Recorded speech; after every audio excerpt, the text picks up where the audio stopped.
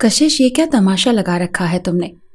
کشش والد جب میرے کمرے میں آئے تب وہ اپنی میٹرک کی پرانی کتابوں کے صفحے پھاڑ پھاڑ کر اس کے جہاز بنا کر اڑا رہی تھی، لیکن اپنے باپ کو دیکھ کر کشش بری طرح سے گھبرائی تھی۔ اسے پتہ نہیں تھا کہ اس کے کمرے میں ایسے بھی چھاپا پڑ سکتا ہے۔ جبار حسین نہایت غصے میں تھے، کہنے لگے 100 خبیث مرے ہوں گے جب تم پیدا ہوئی تھی۔ کشش شرمندہ شرمندہ سی ان کے سامنے جا کر کھڑی ہو گئی، کہنے لگی ڈیڈ۔ وہ بات یہیں تک پہنچی تھی جب ایک دھاڑ دار آواز جبار حسین کی سنائی دی، ایک دم چپ ہو جاؤ، مجھے 5 منٹ کے اندر تمہارا کمرہ ایک دم صاف چاہیے۔ اس نے فوراً سے زمین پر گرے کاغذ اٹھانے شروع کر دیے، کہنے لگے مجھے نہیں پتا تھا کہ تم اتنی نان سینس ہوگی۔ کمرے کی صفائی کر کے باہر آؤ، باہر میرا دوست ابرار آیا ہے۔ وہ کہنے لگی جی ڈیڈ ابھی آ رہی ہوں۔ جلدی جلدی سے اس نے سارے کمرے سے کاغذ اٹھائے اور باسکٹ میں پھینک کر اپنا حلیہ درست کر کے دوپٹہ سر پر پہن کر بالکل نیک اور شریفوں کی طرح باہر آئی تھی۔ باہر اس کے والد سے کم عمر کا شخص سامنے صوفے پر بیٹھا تھا، جس کی صرف کن پٹیوں کے بال ہی سفید تھے۔ بڑی مؤدبانہ انداز سے کشش نے انہیں سلام جھاڑا تھا۔ وہ کہنے لگے وعلیکم السلام، بیٹھو بیٹا۔ وہ سامنے صوفے پر بیٹھ گئی۔ جبار حسین کہنے لگے یار ابرار، میں اس لڑکی سے بہت تنگ آ چکا ہوں، اسی لیے اسے اسی کالج میں داخلہ دلوا رہا ہوں جہاں تم پڑھاتے ہو۔ اب تم نے اسے کیسے سدھارنا ہے یہ تم جانتے ہو۔ وہ کہنے لگا تم بے فکر ہو جاؤ جبار، اسے تو میں بالکل تیر کی طرح سیدھا کر دوں گا۔ یہ سن کر کشش اندر ہی اندر جل بھن کر رہ گئی تھی کہ یقیناً یہ کافی سٹکنس سے اس سے پیش آئیں گے، اور وہ جو یہ سوچے بیٹھی تھی کہ کالج میں جائے گی، کالج لائف کو انجوائے کرے گی جیسے اسکول لائف کو کیا تھا، لیکن سامنے بیٹھے سخت مزاج اور سخت گیر قسم کا پروفیسر یقیناً اس کے ارادوں پر پانی پھیر سکتا تھا۔ لیکن وہ بھی کشش جبار حسین تھے، آج تک اس نے کسی سے ہار نہیں مانی تھی۔ کشش کو ایڈونچر کا بے حد شوق تھا، روز نئی نئی شرارتیں اس کے دماغ میں بنتی رہتی تھی، اور جب تک کر نہیں لیتی تھی چین سے نہیں بیٹھتی تھی۔ اسے کوئی فرق نہیں پڑتا تھا کہ اس شرارت سے اس کا کیا نقصان ہو رہا ہے اور بعد میں اسے اپنے باپ سے کتنی ڈانٹ کھانی پڑے گی، لیکن بس جو اس کے دماغ پر دھن سوار ہو جاتی وہ اسے پورا کیے بغیر نہیں رہتی تھی۔ چند روز بعد ہی اس کا کالج میں داخلہ اس کے والد نے کروا دیا۔ کالج میں اس نے بہت جلد لڑکیوں سے دوستی کر لی تھی۔ شروع میں وہ انسان کی بچی بنی رہتی تھی، جیسے کہ اس سے زیادہ ہونہار تمیزدار اور کوئی نہیں، لیکن باقی کی کلاسیں اس کا موڈ ہوتا تو لیتی ورنہ نہیں لیتی۔ کبھی اپنے آگے بیٹھی لڑکیوں کے بالوں میں چوئنگم لگا دیتی اور جب پوچھتی کہ یہ کس نے کیا تو صاف مکر جاتی۔ کبھی 2 لڑکیوں کے دوپٹے پیچھے سے اچھی طرح سے باندھ دیتی۔ جب کلاس ختم ہوتی اور وہ باہر نکلنے لگتی تو ایک دوسرے سے الجھنے لگتی، اور وہ اتنی صفائی سے یہ سب کچھ کرتی تھی کہ اس کے برابر والی لڑکی تک کو خبر نہیں ہوتی تھی۔ سب لیکچر سن رہے ہوتے تھے اور کشش اپنی شرارتی دماغ میں آنے والے منصوبوں پر عمل کر رہی ہوتی تھی۔ سر ابرار کا پیریڈ بریک کے بعد ہوتا تھا، اور کینٹین میں جب وہ برگر کولڈ ڈرنک پی کے فارغ ہوتی تھی تو آنکھوں میں نیند اترنے لگتی تھی۔ پیریڈ میں اکثر اوقات وہ اونگتی ہوئی نظر آتی تھی۔ پیچھے بیٹھ نہیں سکتی تھی کیونکہ سر ابرار اسے فرنٹ سیٹ پر بٹھاتے تھے۔ اس سے سوال بھی بہت زیادہ کرتے تھے۔ بہرحال اب تک ان کی نظر سے اس کی شرارتیں پوشیدہ تھیں۔ ہاں، اسے اونگتے دیکھتے تو بہت ڈانٹتے۔ آج جب وہ کینٹین میں برگر کھا رہی تھی اور اپنی دوست سے باتیں کر رہی تھی تو سامنے والی لڑکی کو دیکھ کر اس کے دماغ میں شرارت سی سوچی تھی۔ وہ کافی موٹی تھی اور اپنے یونیفارم پر کلف لگا کر آتی تھی، ذرا سا بھی بل اس کے یونیفارم پر نہیں ہوتا تھا۔ وہ لڑکی بھی اسی کی کلاس میں تھی اور اپنے یونیفارم کے معاملے میں بڑی سخت تھی۔ ذرا سی انک کا نشان بھی کسی لڑکی سے پڑ جاتا تو اس پر چلانے لگتی تھی۔ کشش نے سوچ دیا تھا کہ آج اپنے پاؤں کا جوتا اس کے یونیفارم پر چھاپ دے گی، لیکن اس بار اس کی شرارت اسے مہنگی پڑ گئی تھی۔ اس نے اپنے سامنے بیٹھی دوست سے شرط لگائی کہ اس موٹی کے یونیفارم پر میں اپنا جوتا چھاپوں گی اور یہ مجھے کچھ بھی نہیں کہے گی۔ اس کی دوست کہنے لگی تمہارا گلا دبا دے گی، اتنی موٹی ہے نا، ایک ہاتھ بھی اگر اس نے تمہیں مارا نا تو تم اٹھ نہیں پاؤ گی۔ اپنی صحت دیکھو اور اس کی دیکھو۔ وہ کہنے لگی شرط؟ کہنے لگی ٹھیک ہے، اگر اس نے تمہیں کچھ نہیں کہا تو کل کا لنچ میں تمہیں کرواؤں گی، ورنہ تم نے مجھے کروانا ہے۔ کشش نے یہ بات مان لی اور اٹھ کر کھڑی ہو گئی۔ ویسے بھی برسات کا موسم تھا، کالج کے صحن میں کیچڑ سا ہو رہا تھا۔ اس نے مٹی اور گارے میں جان بوجھ کر اپنا پیر رکھا تاکہ اس کا جوتا اچھے طریقے سے گندا ہو جائے۔ ویسے بھی جاگر پہن کر آتی تھی، اس کا جاگر اچھا خاصا کیچڑ سے لت پت ہو چکا تھا۔ پھر اس نے اس موٹی کو دیکھا جو کہ اپنی دوست سے باتیں کرتے ہوئے ساتھ ساتھ چل رہی تھی اور ساتھ ساتھ برگر کھا رہی تھی۔ کینٹین میں نہیں تھی بلکہ باہر بنے پارک میں تھی۔ جب وہ تیزی سے بھاگتی ہوئی آئی اور جیسے ہی موٹی کے قریب پہنچی زمین پر گر گئی اور جوتا اس کے یونیفارم کے پیچھے بالکل چھپ گیا۔ کیچڑ کا بھرا ہوا جوتا اس موٹی کے یونیفارم کی قمیض کی پچھلی جانب چھپ گیا تھا۔ حالانکہ اس چکر میں اس کا اپنا بھی یونیفارم خراب ہوا تھا کیونکہ باغیچے میں ابھی بھی پانی تھا، لیکن شرط وہ جیت چکی تھی۔ اس موٹی نے پلٹ کر دیکھا اور کشش کو نیچے زمین پر گرے دیکھا تو کہنے لگی، کیا ہوا؟ کہنے لگی، سوری یار، میرا پاؤں پھسل گیا۔ اس موٹی نے ہاتھ دے کر اسے اٹھایا اور کہنے لگی، تمہاری قمیض بھی خراب ہو گئی، مجھے معاف کر دینا۔ کہنے لگی، کوئی بات نہیں۔ یہ کہہ کر وہ چلی گئی۔ پیچھے کھڑی اس کی دوست منہ اور آنکھیں پھاڑے اسے دیکھ رہی تھی اور کشش مسکراتے ہوئے ہاتھ جھاڑتے ہوئے یونیفارم جھاڑتے ہوئے اس تک پہنچ گئی۔ کہنے لگی، پھر کیسی رہی؟ کہنے لگی، مجھے نہیں پتا تھا تمہارا دماغ اتنا فتنے باز ہے۔ چلو ٹھیک ہے، میں تمہیں لنچ کروا دوں گی، لیکن کشش نہیں جانتی تھی کہ سر ابرار اس کی ایک کارستانی دیکھ بھی چکے تھے اور سن بھی چکے تھے۔ جیسے ان کی کلاس شروع ہوئی ان کی نظریں کشش پر تھیں جو نیند میں اونگ رہی تھی۔ اس بار انہوں نے اسے کھڑا کر دیا اور کہنے لگے، آپ میری کلاس بھی کھڑی ہو کر لیکچر لیں گی؟ روز روز میں آپ کو اس طرح سے برداشت نہیں کر سکتا کہ آپ میری کلاس میں سوتی رہیں۔ وہ کھڑی ہو گئی۔ سر ابرار 2 پیریڈ لیتے تھے، 1.25 گھنٹہ وہ کھڑی رہی۔ اسے بڑا غصہ آیا۔ پھر جیسے ہی کلاس سے باہر جانے لگی تو کہنے لگے، کشش ذرا میری بات سنو۔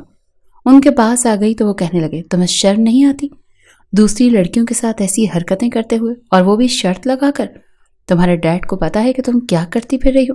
دیکھو، اس بار اگر تمہارے ٹیسٹ میں نمبر اچھے نہیں آئے تو یاد رکھنا وہ ٹیسٹ پیپر سیدھا تمہارے والد کے پاس جائے گا۔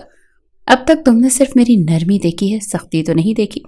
اچھی خاصی ڈانٹ اسے سر ابرار سے پڑ چکی تھی اور اس چکر میں اس موٹی کو بھی پتہ چل گیا تھا کہ جو کچھ اس کے ساتھ ہوا تھا وہ حادثاتی طور پر نہیں ہوا تھا، نہ ہی اتفاقی طور پر ہوا تھا، وہ تو ایک منصوبہ بندی تھی۔ اس موٹی نے اٹھ کر کشش سے 2 ہاتھ کیے تھے۔ بہت لڑائی جھگڑا ہوا تھا کہ لڑکیوں کو چھڑوانا پڑا۔ اس موٹی کا تو بس نہیں چل رہا تھا کہ کشش کا تیا پانچا کر دے۔ بہرحال اگر لڑکیاں بیچ میں نہ آتی تو کشش کی کوئی آدھی ہڈی تو ٹوٹ ہی چکی ہوتی۔ اب وہ موٹی اس کی دشمن سی بن گئی تھی۔ جب بھی اسے موقع ملتا اسے کھا جانے والی نظروں سے دیکھتی۔ اور دوسرا ستم کشش پر یہ ہوا کہ ٹیسٹ میں وہ بری طرح سے فیل ہوئی تھی۔ ویسے تو اسے سب یاد تھا، لیکن سر ابرار کا لیکچر سنتے ہی اس پر غنودگی چھانے لگتی تھی۔ نیند ایسی گہری آتی تھی کہ لگتا تھا کہ سوئی کی نہیں تو پتہ نہیں کیا ہو جائے گا۔ بہرحال نیند کی وجہ سے وہ اپنے ٹیسٹ کا بیڑا غرق کر چکی تھی۔ اس سے پیپر دیا تھا، وہ بھی جمائیاں لے لے کر۔ سر ابرار نے اسے فیل کر دیا اور پھر اس کو ڈیڈ سے بھی اچھی خاصی سننی پڑی۔ مزید شکایتیں بھی لگ چکی تھیں کہ وہ کالج میں کیا کیا گل کھلاتی پھر رہی ہے۔ والدہ اس کی تھی نہیں، اکلوتی تھی اور نوکروں کے رحم و کرم پر تھی۔ والد کا کاروبار کے سلسلے میں اکثر لیٹ ہی آتے تھے، لیکن اس کی پڑھائی کے معاملے میں کافی سخت گیر تھے۔ وہ سوچ چکی تھی کہ سر ابرار سے بدلہ ضرور لے گی۔ سر ابرار اپنی گاڑی کالج کے باہر ہی کھڑی کرتے تھے کیونکہ کالج اتنا بڑا نہیں تھا کہ کار پارکنگ کی بھی جگہ ہوتی، اسی لیے تمام ٹیچرز کو اپنی گاڑیاں باہر ہی کھڑی کرنی پڑتی تھی۔ اوپر سے اس نے اپنی کلاس چھوڑی اور باہر مین گیٹ کے پاس آ گئی جہاں چوکیدار بیٹھا تھا۔ وہ جانتی تھی کہ چوکیدار لڑکیوں سے پیسے لے کر انہیں باہر جانے کی اجازت دے دیتا ہے۔ اب یہ کام بڑا رازداری سے ہوتا ہے۔ اس نے جیب سے 100 روپے نکالے اور چوکیدار کے سامنے لہرانے لگی۔ چوکیدار نے 100 کا نوٹ پکڑ لیا اور کہنے لگا، جاؤ لیکن 1-2 گھنٹے تک واپس آ جانا۔ کہنے لگی، میں 10 منٹ میں آ رہی ہوں۔ اس نے کہا کسی لڑکے کے ساتھ گھومنے پھرنے جانا تھا یا ڈیٹ مارنے جانی تھی۔ وہ باہر آئی، یہاں اس نے سر کی گاڑی دیکھی، وہاں آگے پیچھے دیکھنے لگی کہ کوئی دیکھ تو نہیں رہا۔ پھر بڑی احتیاط سے سر کی گاڑی کے پاس آئی۔ کافی پھٹیچر قسم کی گاڑی تھی، چھوٹی سی تھی، شاید مہران ہوگی۔ وہ ٹائر کے قریب جا کر بیٹھ گئی اور اپنے جاگر کی لیسز بند کرنے لگی تاکہ دیکھنے والوں کو لگے کہ اس کے جوتے کے لیس کھل گئے ہیں۔ پھر اس نے اپنے بالوں سے پن اتاری اور ٹائر کی ہوا نکالنے لگی۔ یکدم اس کی کلائی کسی نے پکڑی۔ وہ پوری طرح سٹ پٹائی۔ جس نے اس کی کلائی پکڑنے والے کی شکل دیکھی تو وہ ایک نوجوان تھا۔ کہنے لگا، یہ لڑکی یہ کیا کر رہی ہو؟ کہنے لگی، ہاتھ چھوڑو میرا، بدماش کہیں کے، دن دہاڑے لڑکیوں کا ہاتھ پکڑ رہے ہو؟ ابھی میں نے شور مچا دیا نا تو ایسے جوتے لگیں گے تمہیں کہ یاد کرو گے۔ میں تو اپنے جاکرز کے لیس بند کر رہی تھی، لیکن اس لڑکے نے اس کی کلائی چھوڑی ہی نہیں۔ کہنے لگا، یہ بال پنس تم اپنے جوتے کا لیس بند کر رہی تھی یا پھر گاڑی کی ہوا نکال رہی تھی؟ چلو کھڑی ہو۔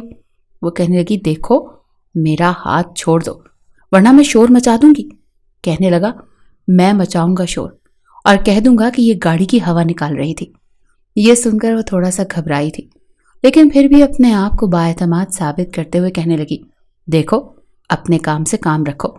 پھر اس لڑکے کے حلیے پر نظر ڈالی، شاید وہ بھی کوئی اسٹوڈنٹ تھا، کیونکہ سامنے بوائز کالج بھی تھا اور ایک یونیورسٹی بھی بنی ہوئی تھی، شاید وہیں کا کوئی اسٹوڈنٹ تھا۔ کہنے لگی، ایسا کرو میں تمہیں 100 روپے دے دیتی ہوں، میرا ہاتھ چھوڑ دو اور یہاں سے 9 2 11 ہو جاؤ، اور یہ سمجھو کہ تم نے کچھ دیکھا ہی نہیں۔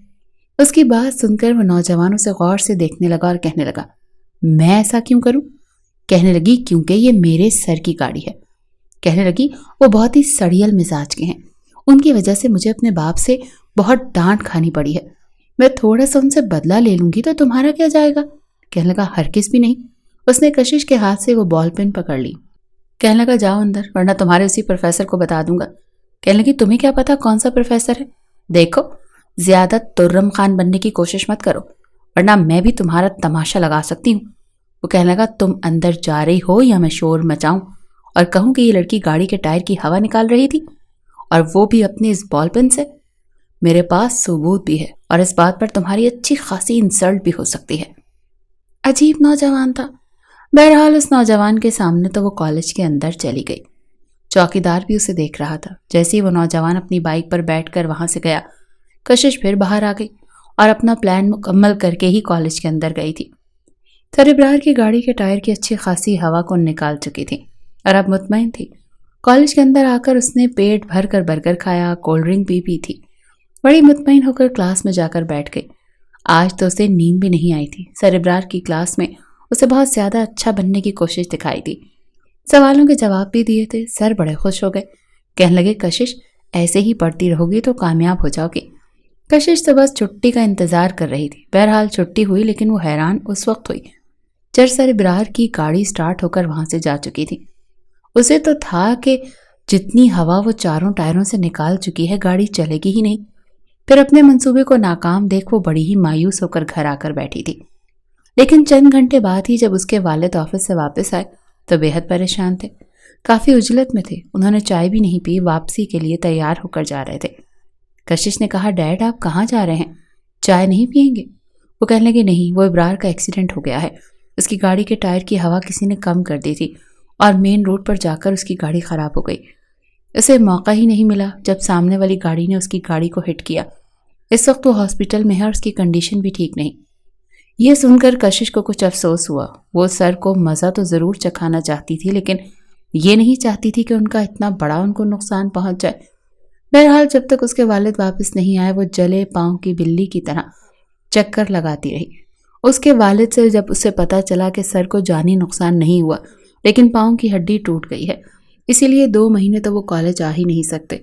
یہ سن کر کشش نے شکر کیا کہ چلو ٹھیک ہے، 2 مہینے تو وہ اپنے کالج میں خوب انجوائے کرے گی، سر اس کے سر پر سوار نہیں رہیں گے، نہ ہی اسے پڑھنا پڑے گا۔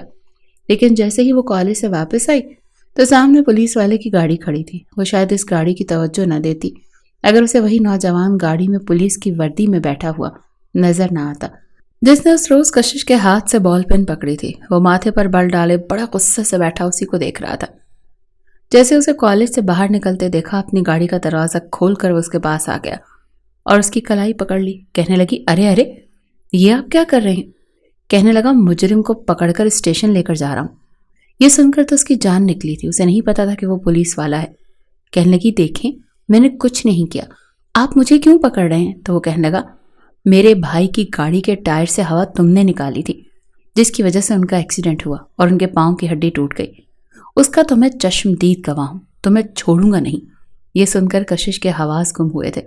وہ کہنے لگی، دیکھیں مجھے جیل میں مت بند کریں، مجھے نہیں پتا تھا کہ سر ابرار کا ایکسیڈنٹ ہو جائے گا۔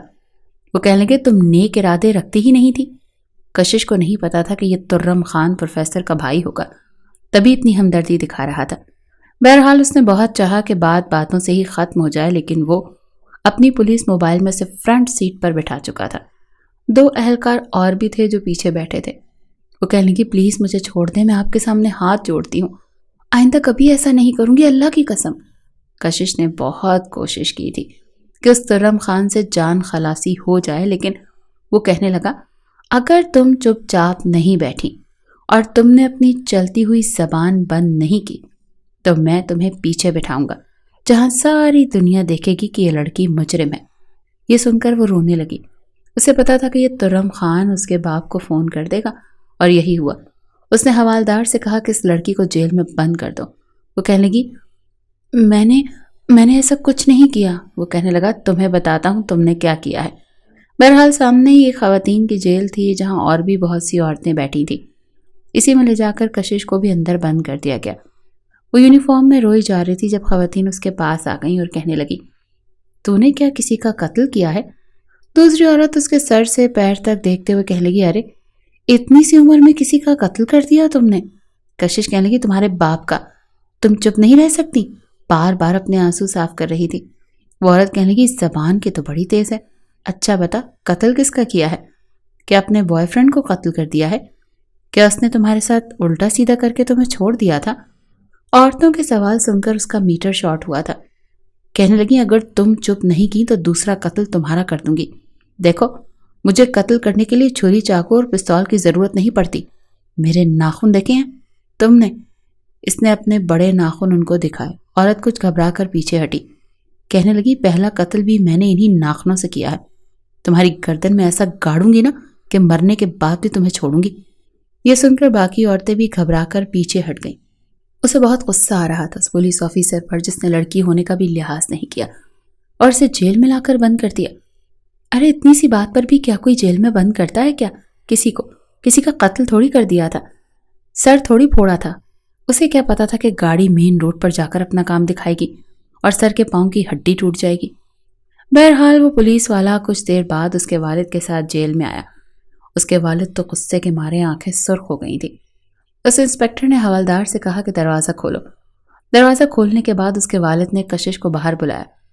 جیسے وہ باہر آئی تو سب کے سامنے اس کو ایک زوردار تھپڑ دے مارا۔ کہنے لگا تمہیں شرم نہیں آئی اپنے سر کے ساتھ ایسی حرکت کرتے ہوئے؟ کس نے کہا تھا کہ ان کی گاڑی کے ٹائر سے ہوا نکالو؟ وہ کہنے لگی ڈیڈ آئی ایم سوری، انہوں نے میری شکایت لگائی تھی۔ اس بات پر تو اس کے منہ پر دوسرا تھپڑ بھی پڑا تھا، پھر اس کے والد اسے وہاں سے لے گئے۔ کہنے لگے وہ تو شکر کرو کہ شاہ رخ نے مجھے سب کچھ سچ بتا دیا، ورنہ مجھے تو پتہ ہی نہ چلتا۔ ابرار کا ظرف ہے کہ اس نے سب کچھ جاننے کے باوجود بھی تمہارا نام نہیں لیا، بلکہ جب میں نے اس سے کہا کہ میں کشش کو چھوڑوں گا نہیں تو کہنے لگا بچی ہے، نا سمجھ ہے، اسے کچھ مت کہنا، تمہیں تو شرم آنی چاہیے کشش، تم نے مجھے شرمندہ کر کے رکھ دیا ہے، ابرار کے سامنے بھی اور شاہ رخ کے سامنے بھی۔ کشش کہنے لگی میں سر ابرار سے معافی مانگنے کو تیار ہوں۔ اس کے ڈیڈ کہنے لگے وہ تو تمہیں مانگنی ہی پڑے گی۔ وہ سیدھا اسے ہاسپٹل لے کر گیا جہاں سر ابرار کی بیوی اور ایک بیٹا بھی موجود تھا۔ ان کی بیوی رو رہی تھی، یہ دیکھ کر کشش کو بڑا افسوس ہوا۔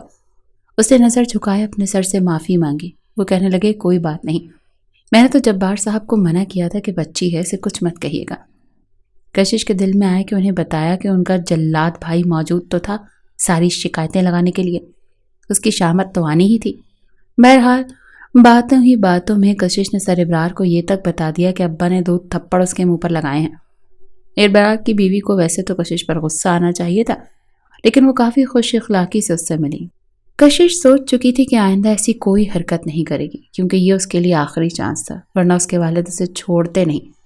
لیکن اصل دھچکا تو کشش کو اس وقت لگا جب 1 مہینے بعد سر ابرار ٹھیک ہونے کے بعد اپنے اسی ترم خان بھائی کا رشتہ لے کر کشش کے گھر بیٹھے ہوئے تھے۔ ان کی بیوی بھی ان کے ساتھ تھی اور 10 سالہ بیٹا بھی۔ کشش تو سوچ بھی نہیں سکتی تھی کہ وہ ترم خان اس کا رشتہ کیوں بھیج رہا ہے، اور اس سے زیادہ حیران کن بات یہ تھی جب اس کے والد نے کوئی اعتراض بھی نہیں کیا اور رضامندی بھی دے دی، یہاں تک کہ نکاح کی تاریخ پکی کر دی، کیونکہ ترم خان منگنی سے زیادہ نکاح پر یقین رکھتا تھا۔ کہتا تھا کہ نکاح کا رشتہ مضبوط ہوتا ہے۔ جس وقت جبار حسین نے کشش کو بتایا تو وہ رندھی ہوئی آواز میں کہنے لگی آپ میرے ساتھ ایسا کیسے کر سکتے ہیں؟ میری اپنی عمر ہی کیا ہے، ابھی میں صرف فرسٹ ایئر میں تو ہوں، اتنی جلدی کون اپنی بیٹیوں کی شادی کرواتا ہے؟ سیدھا سیدھا آپ یہ کیوں نہیں کہتے کہ آپ مجھ سے تنگ آ چکے ہیں، میں آپ کو بوجھ لگنے لگی ہوں، کاش میری امی آج زندہ ہوتی۔ اگر آج میری امی ہوتی تو شاید میرے ساتھ یہ سب کچھ نہ ہو رہا ہوتا۔ آپ کو تو بس کاروبار کرنے کی فکر ہے، زیادہ سے زیادہ پیسے کمانے ہیں اور اپنی بیٹی کو بوجھ سمجھ کر اپنے کاندھوں سے اتارنا ہے۔ یہ بات جب کشش نے کی تھی تو اس کے ڈیڈ کے دل پر اثر انداز ہوئی تھی۔ ایک پل کو وہ ساری سختی چھوڑ کر کشش کے پاس آئے اور کشش کو اپنے سینے سے لگا لیا۔ کہنے لگے، نہیں، تم غلط سوچ رہی ہو، میں تمہیں بوجھ نہیں سمجھ سکتا۔ یہ گھر، یہ کار، یہ سب کچھ تمہارا ہی تو ہے، میرا تو کوئی بیٹا بھی نہیں ہے۔ میں نے تمہیں اپنا بیٹا بن کر پالا ہے، نہ ہی میں تمہاری شرارتوں کی وجہ سے یہ سب کچھ کر رہا ہوں۔ بس میں یہ چاہتا ہوں کہ میرے تو آئے روز کسی نہ کسی اونچی نیچے ہوتی رہتی ہے، کاروباری کام ہے، اسی لیے میں چاہتا ہوں تمہیں مضبوط ہاتھوں میں سونپ جاؤں۔ میرے بعد کوئی تو تمہارے ساتھ ہونا چاہیے۔ کشش رو رہی تھی۔ روتے ہوئے اس نے سائڈ ٹیبل پر پڑی ہوئی اپنی مرحوم ماں کی تصویر اٹھا کر اپنے سینے سے لگا لی۔ کہنے لگی کہ ٹھیک ہے، اگر آپ اتنا ہی دنیا سے ڈرتے ہیں تو بہتر ہے کہ مجھے مار کر اماں کے ساتھ ہی قبر بنا کر دفن کر دیں، لیکن میں ابھی شادی نہیں کرنا چاہتی۔ جبار حسین ایک پل کو اپنے لب بھینچ کر رہ گئے۔ انہیں تو سمجھ نہیں آ رہا تھا کہ کیا کریں۔ وہیں دوسری جانب کل انہوں نے ابرار حسین کو اپنی فیملی سمیت اپنے ہاں دعوت پر بلا لیا تھا اور وہیں وہ شادی کی ڈیٹ فکس کرنے والے تھے، اور یہاں وہ اس طرح کی بات سن کر پریشان ہو کر رہ گئے تھے۔ وہ کشش کو دلاسا دیتے کمرے سے چلے گئے۔ وہیں کشش جو سچ مچ رو رہی تھی اپنے باپ کو اتنا سیریس دیکھ کر، ایک دم سے اس کے شیطانی دماغ میں ایک آئیڈیا آیا۔ روتے روتے جھٹ سے ڈریسنگ ٹیبل کے سامنے جا کر کھڑی ہو گئی۔ آئینے میں ایک نظر خود کو دیکھا۔ رونے کے بعد والا گلو تو واقعی اس کے چہرے پر کافی جچ رہا تھا۔ فوراً سے آنسو صاف کر کے کہنے لگی، ارے واہ کشش، تم تو کچھ نہ کر کے بھی بہت کچھ کر دیتی ہو۔ تمہارے 2 آنسو کیا گرنے تھے، تمہارے ابا تو مکھن کی طرح پگھل گئے۔ ابھی انہیں آنسوؤں کا استعمال کر کے اس ترم خان سے اپنی جان چھڑواؤں گی، مر جاؤں گی، اس ترم خان سے شادی نہیں کروں گی۔ ارے کیسا شخص ہے، ذرا شرم نہیں آئی اس کو؟ ویسے تو میرے باپ کی بڑی عزت کرتے پھرتے ہیں اور مجھے ہی جیل میں ڈال دیا تھا۔ کیا کشش جبار کی یہ حیثیت ہے کہ اسے جیل میں قیدی مجرموں کے ساتھ بند کر دیا جائے؟ نہیں نہیں ترم خان، جب تک میں تمہیں سبق نہیں سکھا لیتی میں تم سے شادی کے بارے میں سوچ بھی نہیں سکتی۔ وہ کل کے دن کے لیے بہت سے پلان سوچ کر میٹھی نیند سوئی ہوئی تھی۔ اگلی صبح معمول کے مطابق ملازمہ اسے ایک سوٹ دے کر گئی تھی۔ کہنے لگی، سوٹ آپ کے سسرال سے آیا ہے، آج آپ نے یہ پہننا ہے، آپ کے بابا کا خاص حکم ہے۔ ایک نظر کشش نے ان کپڑوں کو دیکھا، بڑے ہی کوئی روایتی قسم کے تھے، مگر اس نے ان کپڑوں کو ایک طرف پٹخا اور اپنی مرضی کا ایک سوٹ پہن کر آئینے میں خود کو دیکھا۔ ڈھیلا ڈھالا لباس، بالوں کو کھول کر کاندھے پر پھیلایا اور سر پر دوپٹہ اوڑھ لیا۔ جانتی تھی کہ اس کے ڈیڈ اسے سوال کریں گے کہ اس نے سسرال سے آنے والا سوٹ کیوں نہیں پہنا۔ اس کا بھی اس نے پورا انتظام کر رکھا تھا۔ جیسے ہی وہ اپنے پرانے لباس میں کمرے سے باہر نکلی تو جبار حسین اسے دیکھ کر ماتھے پر بل ڈال کر کہنے لگے، تم نے وہ سوٹ کیوں نہیں پہنا جو تمہارے سسر تمہارے لیے لے کر آئے تھے؟ آج وہ سب تم سے ملنے کے لیے آ رہے ہیں اور تمہیں انہی کے لائے ہوئے سوٹ کو پہننا چاہیے تھا۔ یہ سن کر کشش کی آنکھوں میں آنسو بھر آئے۔ اپنے بابا کا ہاتھ پکڑ کر کمرے میں لے گئی اور سوٹ نکال کر ان کے سامنے رکھ دیا۔ ایک بھاری کامدار فراک تھا جس کے بازو پر ایک بہت بڑا کٹ لگا ہوا تھا۔ کہنے لگی، دیکھیں ڈیڈ، کیسے آپ ان لوگوں پر اعتبار کر سکتے ہیں؟ اپنی پھول سی بیٹی انہیں سونپ رہے ہیں۔ دیکھیے، صاف پتہ چل رہا ہے کہ چوہوں نے کپڑے کتر کتر کر اس کا ستیہ ناش کیا ہوا ہے۔ اب کیا آپ کی بیٹی اتنی گئی گزری ہے کہ ان کپڑوں کو پہنے گی؟ جبار حسین اور بڑبڑائے سے تھے، پھر کہنے لگے کہ ہو سکتا ہے غلطی ہو گئی ہو، انہوں نے دیکھا نہ ہو، چلو خیر، تم اس کا ذکر ان سے مت کرنا۔ کچھ دیر بعد ہی سر ابرار اپنی بیوی بچوں کے ساتھ وہاں پہنچ چکے تھے۔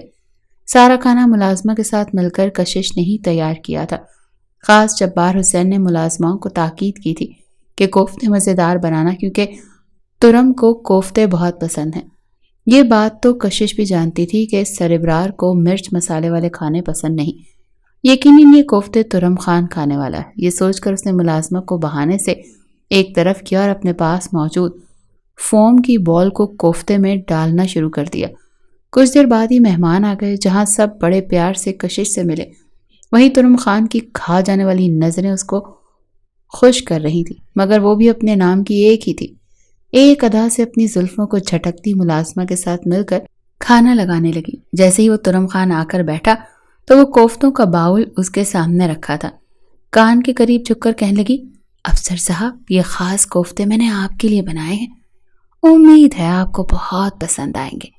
نہ جانے کیوں مگر اپنے سامنے اپنی پسند کا کھانا دیکھ ترم خان کے چہرے پر بھی مسکراہٹ آ چکی تھی۔ سب کے سامنے کھانا کھاتے ہوئے جیسے اس ترم خان نے روٹی کا نوالا کوفتے پر لگایا تو کوفتہ پلیٹ سے اچھل کر سیدھا جا کر جبار حسین کے کالر پر گرا۔ کشش بھی وہیں پر بیٹھی تھی۔ سب سے پہلے قہقہ کشش کا ہی گونجا، وہیں ترم خان کے تو پسینے چھوٹے۔ ابرار حسین تو حیرت سے اپنے بھائی کو دیکھ رہے تھے۔ اس نے کیا کیا؟ وہ ہڑبڑاتے ہوئے سمجھ نہیں پا رہے تھے کہ ہوا کیا ہے۔ یہ کوفتہ تھا یا پھر فٹ بال جو اچھلتا ہوا پھر رہا تھا؟ دوسرا کوفتہ دبانے پر ساری کارستانی ترم خان کو پتہ چل چکی تھی۔ اس کے چہرے پر دبی دبی ہنسی دیکھ ترم خان کے تو کانوں سے دھواں نکلنے لگا تھا۔ جبار حسین صاحب خود حیران تھے مگر فوراً اپنی نشست چھوڑ کر ترم خان اٹھا اور جبار حسین کے پاس آ کر اپنے رومال سے ان کے کپڑوں کو صاف کرنے لگا اور کہنے لگا، سوری، مجھے نہیں پتا تھا کہ یہ سب کچھ کیسے ہو گیا، لیکن شاید غلطی میری ہے، مجھے دھیان رکھنا چاہیے تھا۔ چلیے اب میں آپ کی ہیلپ کروا دیتا ہوں۔ جن نظروں سے ترم خان اسے دیکھ رہا تھا کشش کا تو حلق تک خشک ہو گیا تھا، مگر اس سے پہلے اس نے کبھی شرارت کرنے سے پہلے سوچا تھا جو اب سوچتی۔ اپنے ڈیڈ کو دوسرے کپڑے نکال کر دینے کے لیے وہ بھی کمرے میں آئی تھی۔ جبار حسین تو باہر آ چکے تھے مگر موقع پا کر ترم خان اسے بازو سے دبوچ کر اپنے کمرے میں لے آیا تھا۔ اسے اپنے اتنے قریب دیکھ وہ سٹ پٹائی تھی۔ کہنے لگی، ترم خان، میرا مطلب ہے کہ یہ کیا کر رہے ہیں آپ؟ شرم نہیں آتی آپ کو؟ اکیلی لڑکی کو دیکھا نہیں کہ کر دیا حملہ؟ چھوڑے مجھے۔ مگر ترم خان اس کا بازو پہلے ہی سے زیادہ مضبوطی سے کھینچ کر کہا، تم ترم خان کو جانتی بھی ہو؟ ترم خان کون ہے؟ ترم خان کیا کر سکتا ہے؟ مجھے تو حیرت ہوتی ہے تم پر، کتنی تیز چالاک ہو، اتنی عمر نہیں ہے تمہاری لیکن زبان کتنی تیز ہے۔ جان بوجھ کر کیا ہے نا تم نے یہ سب کچھ؟ چاہتی کیا ہو تم؟ بغیر ڈرے کشش اپنا بازو چھڑواتے ہوئے کہنے لگی، نہیں کرنی مجھے آپ سے شادی۔ ہاں میں نے ٹھیک کیا ترم خان، بلکہ ترم خان کی بھی باپ لگتی ہو۔ بلا وجہ میری زندگی میں آ کر مجھ پر حکمرانی جتا رہے ہو۔ مجھے نہیں کرنی شادی آپ سے، جو مرضی کر لیں آپ۔ لڑکوں کے منہ پر یوں انکار کر دیا جائے تو وہ دوبارہ اس لڑکی کو منہ تک نہیں لگاتے۔ آپ میں بھی غیرت ہے تو چلے جائیں، نکلے میرے گھر سے، اور دوبارہ خبردار جو اپنا رشتہ لے کر میرے گھر آئے تو۔ مجھے اپنی زندگی انجوائے کرنی ہے اور میں ایسے شخص سے شادی کروں گی جو مجھے اپنی زندگی بھرپور طریقے سے انجوائے کرنے دے، سمجھے آپ؟ ترم خان کا تو بس نہیں چل رہا تھا کہ اس لڑکی کو 2 تھپڑ ہی دے مارے۔ جب کشش اس کمرے سے جانے لگی تو یہی بڑبڑایا تھا، وہ لڑکے ہوتے ہیں جو اس طرح کی حرکتیں کرتے ہیں، میں مرد ہوں اور میں جانتا ہوں کہ تم جیسی لڑکی کو سیدھا کیسے کرنا ہے۔ ایسا سیدھا کروں گا کہ یاد رکھو گی۔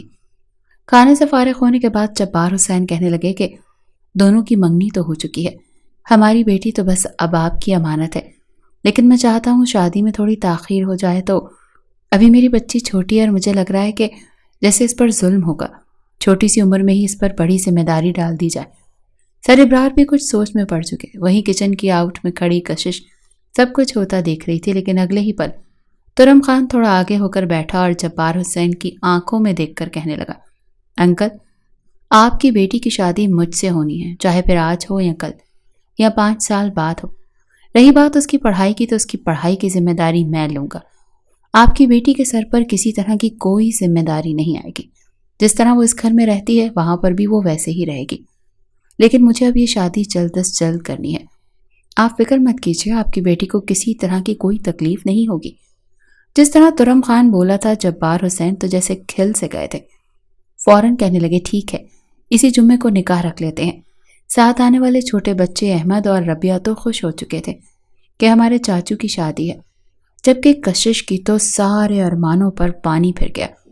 وہ تو اپنے ناخن دانتوں تلے دبائے دیکھتی رہ گئی۔ اتنی بے عزتی تو وہ اس کی کر چکی تھی، مگر یہ کیسا شخص تھا، نہ جانے کیسے اس سے بدلہ لے گا۔ شادی کی تیاریاں شروع ہو چکی تھیں اور آئے روز ابرار کی بیوی نجمہ کشش کو اپنے ساتھ لے جاتی اور شاپنگ کروا رہی تھی۔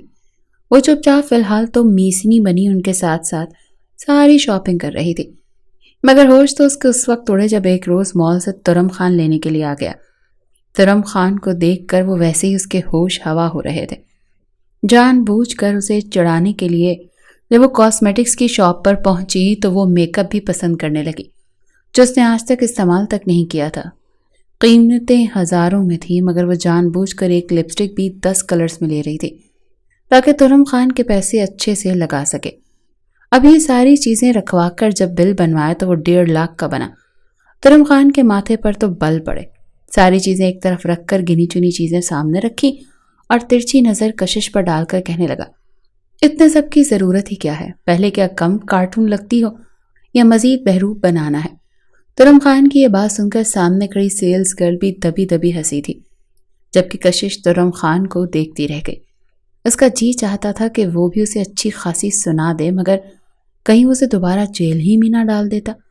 اس وقت تو کچھ نہ بولی لیکن جب دونوں مال سے نکلے تو لفظ چبا کر کہنے لگی کہ آپ تو میرا اتنا سا خرچ نہیں اٹھا سکے۔ شادی سے پہلے یہ حال ہے تو شادی کے بعد آپ کیا کریں گے؟ جواب میں ترم خان نے کھا جانے والی نظریں اس پر ڈالی اور کہنے لگا، میرے پاس تمہارے ان فضول کاموں کے لیے پیسے نہیں ہیں۔ مجھے جو بہتر لگے گا میں وہ تمہارے ساتھ کروں گا۔ اب چپ چاپ بیٹھو گاڑی میں تمہیں گھر چھوڑنے کے بعد میرے اور بھی بہت سے کام ہیں۔ ترم خان کو بار بار کالز آ رہی تھی، تبھی نجمہ بیگم کو بھی ان کے بھائی کی کال آ گئی۔ کسی ضروری کام سے وہ وہیں سے ٹیکسی میں بیٹھ کر اپنے بھائی کی طرف چلی گئی تھی۔ پیچھے بچی تھی کشش اور ترم خان۔ کشش پیچھے بیٹھنے لگی تو ترم خان نے اس کا بازو پکڑ کر اپنے ساتھ فرنٹ سیٹ پر بٹھا لیا۔ کہنے لگے، ڈرائیور نہیں ہوں تمہارا، آگے بیٹھو۔ وہ چپ چاپ اس کے ساتھ آگے بیٹھ چکی تھی، منہ ہی منہ میں بڑبڑانے لگی، پتہ نہیں مزید کیا کیا سننا پڑے گا اس کے ساتھ۔ ترم خان نے گاڑی بڑی تیزی سے چلا دی تھی اور وہ منہ ہی منہ میں بڑبڑاتی باہر کے نظارے کرنے لگی۔ مسلسل فون کالز آ رہے تھے اور وہ کہہ رہا تھا کہ بس 10 منٹ تک پہنچتا ہوں۔ یہ تو کشش بھی جان چکی تھی کہ وہ کچھ زیادہ ہی جلدی میں ہے، پھر بھی جان بوجھ کر سڑک کے کنارے لگے گول گپے کی ریڑھی دیکھ کر فوراً چلانے لگی، ارے واہ، اگر ڈیڈ ساتھ ہوتے تو ضرور میں گول گپے کھاتی۔ گول گپے تو میرے فیورٹ ہیں، اب میری ساری ذمہ داریاں آپ ہی نے تو اٹھانی ہیں تو گول گپے بھی کھلا دیجیے۔ شاہ رخ نے ایک نظر اس پر ڈالی، پھر موبائل کو دیکھا، پھر ایک سانس خارج کر کے کہنے لگا، اچھا مگر 5 منٹ سے زیادہ نہیں، مجھے ضروری کام ہے، جانا ہے۔ ایک مجرم جسے سزائے موت ہونے والی ہے وہ جیل سے بھاگ چکا ہے، 2 دن بعد اسے پھانسی ہونی ہے۔ یہ سننے کے بعد بھی وہ سڑک پر اٹکیلیاں کرتی اس کے ساتھ کھڑی گول گپے کھا رہی تھی۔ 10 منٹ تو وہیں پر ضائع ہو چکے تھے۔ آخر کو ترم خان نے بے بسی سے اسے دیکھا اور پھر ہاتھ پکڑ کر اسے دوبارہ گاڑی میں لایا۔ مجرم بھاگ کر جن روٹس کی طرف گیا تھا ان کے بارے میں انفارم کیا جا رہا تھا۔ وہیں جان بوجھ کر کشش اسے تنگ کرنے کے لیے گاڑی میں فل والیوم کے ساتھ گانے چلا چکی تھی، گانا بھی ایسا بیہودہ چلایا تھا، اور اس گانے پر جان بوجھ کر ناچتی سر ہلاتی کشش یہ سوچ کر کہ یہ شرارت کر چکی تھی کہ اس ترم خان کے بچے کو تو اتنا پریشان کروں گی کہ خود ہی شادی سے انکار کر دے گا۔ لیکن تبھی پوری قوت سے شاہ رخ نے سامنے MP3 پلیئر بند کیا تھا۔ غصے سے اس نے ایک دفعہ کشش کی طرف ہاتھ بڑھایا مگر اپنا ہاتھ فضا میں روک چکا تھا۔ غصے سے چلا کر کہنے لگا، کوئی شرم نام کی چیز ہے کہ نہیں تم میں؟ یہ کیا بدتمیزی ہے؟ کوئی مینرز نام کی چیز نہیں ہے تم میں؟ جانتی بھی ہو کہ میں اس وقت کس صورتحال سے گزر رہا ہوں؟ کیسی بیوی بنو گی تم؟ تمہیں کیا میں شادی کے بعد یہ سکھاؤں گا کہ بیوی ہونے کے کیا کیا آداب ہوتے ہیں؟ وہ جس قدر چلایا تھا، شرمندگی تو دور ذرا اس سے اپنی نظریں تک نہیں جھکائی تھی، الٹا اپنا گلا پھاڑ کر بھیں بھیں کر کے رونے لگی۔ رو کر کہنے لگی کہ میں جا کر ڈیڈ کو بتاتی ہوں، ارے آپ تو شادی کے بعد مجھے مار ہی دیں گے، ابھی آپ کی یہ صورتحال ہے، بعد میں کیا ہوگا؟ اس نے چلتی گاڑی کی کھڑکی کھول دی تھی۔ اگر بروقت شاہ رخ کو گاڑی بریک نہ لگاتا تو شاید وہ اس سے کود جاتی۔ گاڑی کو بریک لگنے کی دیر تھی کہ وہ گاڑی سے نیچے اتری اور بھاگنے لگی۔ کہنے لگی، آپ چلے جائیں یہاں سے، میں خود ہی چلی جاؤں گی۔ وہ بار بار اسے واپس آنے کا کہہ رہا تھا کہ یہ بچپنا چھوڑ دو، تماشا مت لگاؤ، اس علاقے میں میری بہت عزت ہے۔ تبھی ایک جیپ بڑی تیزی سے سامنے سے آتی دکھائی دی۔ اس جیپ میں سارے ہی غنڈے موالی قسم کے لڑکے بیٹھے ہوئے تھے، ڈنڈے اور گن اٹھا رکھی تھی۔ جیپ کے ساتھ لٹکتے ہوئے خوشیاں منا رہے تھے کیونکہ جیل سے اپنے باس کو چھڑوا کر فرار ہو رہے تھے۔ جیسے ہی ان لوگوں کی نظر شاہ رخ کی گاڑی پر پڑی اور اس کی گاڑی سے نکلتی ہوئی لڑکی پر، تو وہیں پر ان کی گاڑی کو بریک لگ چکی تھی، جہاں ایک طرف مڑ کر روتے ہوئے غصے سے سنسان سڑک پر کشش کہہ رہی تھی، مجھے نہیں کرنی آپ سے شادی، آپ بہت برے ہو، 1 نمبر کے ترم خان ہی ہو۔ کون چلاتا ہے اپنی اتنی معصوم کم عمر بیوی پر؟ کہ تبھی شاہ رخ کی آنکھیں حیرت سے پھیلیں جب کشش نے واپس پلٹ کر دیکھا تو اپنے ارد گرد 7-8 لڑکوں کو دیکھ کر تو اس کی آنکھوں کے آگے سائے سے گزر گئے۔ گھبراتے ہوئے ان کو دیکھ کر کہنے لگی، کون ہو تم لوگ؟ کیا کوئی یہاں پر تماشا چل رہا ہے جو کھڑے ہو کر دیکھ رہے ہو؟ ہٹو میرے راستے سے۔ تبھی ایک لڑکے نے اپنا لب کاٹ کر کہا، ارے واہ کیا لگتی ہے! اسے پولیس والے کی جواب میں آستینے چڑھا کر کشش کہنے لگی، جو بھی لگتی ہوں تم لوگ میرے چاچے مامے ہو، جو بتاؤں تم کو لوگوں کو۔ ایک تو ویسے ہی اس سڑیل خان پر مجھے غصہ ہے، اور ایک تم لوگ سوال پر سوال کر رہے ہو، ہٹو یہاں سے۔ وہ جیسے وہاں سے جانے لگی تبھی گاڑی سے وہ شخص اترا تھا جو ان سب کی شکل سے لیڈر لگ رہا تھا، اور اس نے آ کر کشش کو گردن سے پکڑ لیا اور اپنے پاس موجود گن اس کے ماتھے پر تان لی۔ کشش کی تو چیخ نکلی تھی جب ترم خان کے پاس آ کر فائر کرتا بہت دیر ہو چکی تھی۔ کشش چلانے لگی، کون ہو تم لوگ؟ چھوڑو مجھے۔ جبکہ شاہ رخ پہلی مرتبہ اتنا بے بس محسوس کر رہا تھا۔ کہنے لگا، سکندر تو نے جیل سے بھاگ کر بہت بڑی غلطی کی ہے، چپ چاپ خود کو سرنڈر کر دو ورنہ تمہارے لیے اچھا نہیں ہوگا۔ جبکہ سکندر انتہائی خباثت سے ہنس کر کہنے لگا، ارے یہ پھڑ پھڑاتی ہوئی چڑیا ہمارے ہاتھ لگ چکی ہے، اصل کمزوری تو تمہاری اب ہاتھ لگی ہے، ہمیں یہ تو سونے پر سہاگا ہو گیا، اب چپ چاپ اپنی گن پھینکو اور ہمیں یہاں سے جانے دو، ورنہ میری یہ لوگ تمہارا بھرتا بنا کر رکھ دیں گے۔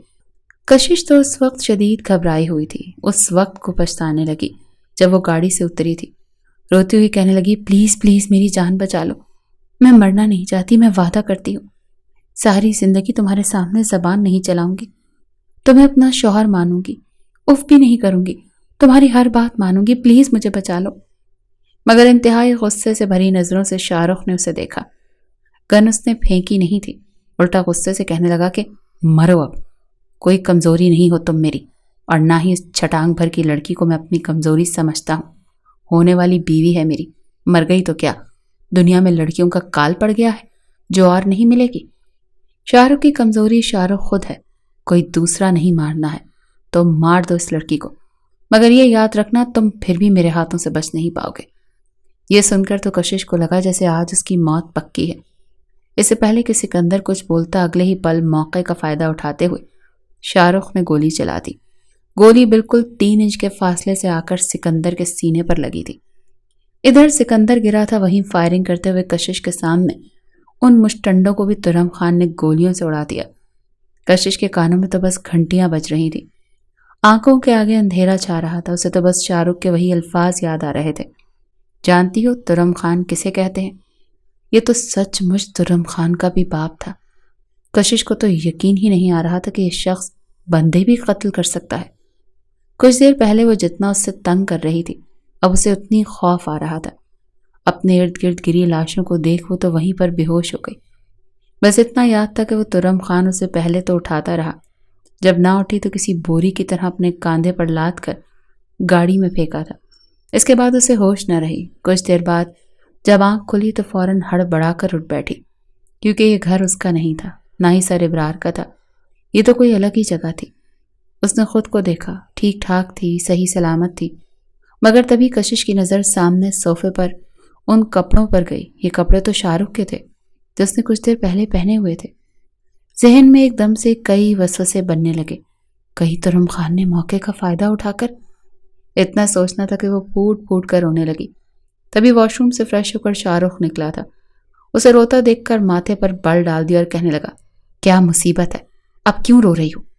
روتے ہوئے اس نے بیڈ کی چادر کو اپنے گرد لپیٹا اور کہنے لگی، یہ آپ نے کیا کیا میرے ساتھ؟ کہیں آپ نے کچھ غلط تو نہیں کر دیا؟ ترم خان کا جی چاہا کہ اس لڑکی کا گلا دبا دے۔ آگے بڑھ کر اس نے کشش کا منہ دبوچ لیا۔ Shut up, I said shut up your mouth. تم مجھے مجبور کر رہی ہو کہ میں اپنی گن میں موجود باقی کی گولیاں تمہاری اس کھوپڑی میں اتار دوں۔ چپ، بالکل چپ۔ خبردار جو تم نے اپنے باپ کو میرے انکاؤنٹر کے بارے میں کچھ بھی بتایا تو میں یہاں پر تمہیں اس لیے لے کر آیا ہوں تاکہ تم ہوش میں آ جاؤ، تمہیں دیکھ کر تمہارا باپ پریشان نہ ہو۔ صحیح معنوں میں خوف کیا ہوتا ہے اس وقت کشش کو محسوس ہوا تھا۔ کچھ دیر بعد ہی اسے گھر تو چھوڑا تھا۔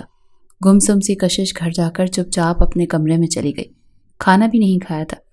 2 दिन بعد उसकी शादी थी और वो दुल्हन बनी तुरम खान के कमरे में बैठी थी। बार बार उसे वो मनाजिर याद आ रहे थे जब तुरम खान ने उसके सामने लोगों को मार दिया था और कहा था कि ये लड़की मेरे लिए कोई अहमियत नहीं रखती, अगर ये मर गई तो दुनिया में बाकी लड़कियां तो हैं। ये सोच सोच कर न जाने क्यों उसे बुरा लग रहा था। तभी शाहरुख कमरे में आया और आते ही कशिश का घूंघट उठाकर उसके मुंह पर, कैसे लगा मिस्टर एंड मिसेस तुरम खान पर मबनी ये नॉवल, कमेंट में ज़रूर बताएं। और हाँ, क्या इनकी शादी कामयाब हो पाएगी?